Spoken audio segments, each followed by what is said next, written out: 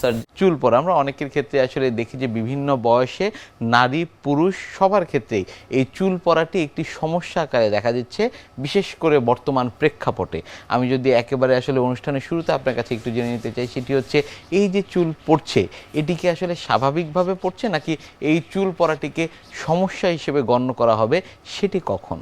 চুল পড়ছে আমার টাক হয়ে যাবে কি না, এই জিনিসটা সবার প্রথম বোঝা যাবে কারো যদি 100 বা 150-র বেশি চুল পড়ে। কখন উনি বুঝতে পারবেন?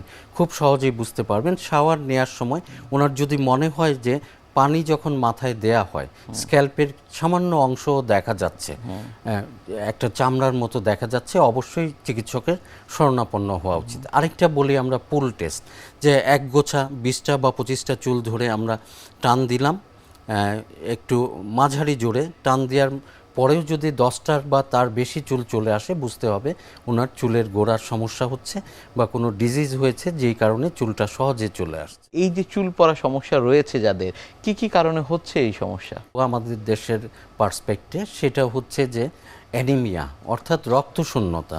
আপনি জানেন আমরা আজকাল ডায়েট করি, জিম করি, জিমের পাউডার খাই, অথচ বডির রক্তের জন্য যেটা প্রয়োজন সেটাই অনেকে খাচ্ছেন না।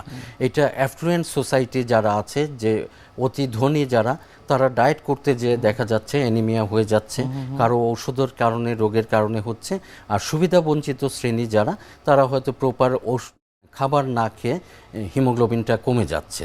তো এই হিমোগ্লোবিন বাড়ানোর জন্য সবসময় স্বাভাবিক খাবারের পাশাপাশি শাকসবজি, ফল, দেশি ফল, সময়ের ফলটা খাওয়া যেতে পারে, এবং সম্ভব হলে একটা করে ডিম। আপনি জানেন আমাদের পার্শ্ববর্তী দেশে এখন ক্যাম্পেইনই চলছে যে দিনে একটা ডিম খাও, সেটাই কিন্তু রক্তের ঘাটতি অনেকটা পুষিয়ে ফেলবে, পাশাপাশি চুল পড়াও অবভিয়াসলি কমে আসবে।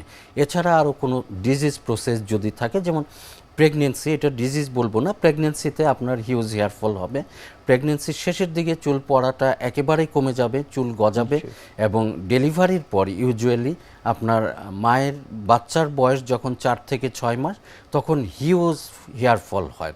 এটা আসলে স্ট্রেস রিলেটেড, টেলোজেন ইফ্লাভিয়াম বলি, অর্থাৎ একটা মায়ের ডেলিভারি করতে যেই শক্তির প্রয়োজন, বডি থেকে যেই এনার্জি, যেই পেইন উনি সহ্য করেন, এই স্ট্রেসে এটা হয়।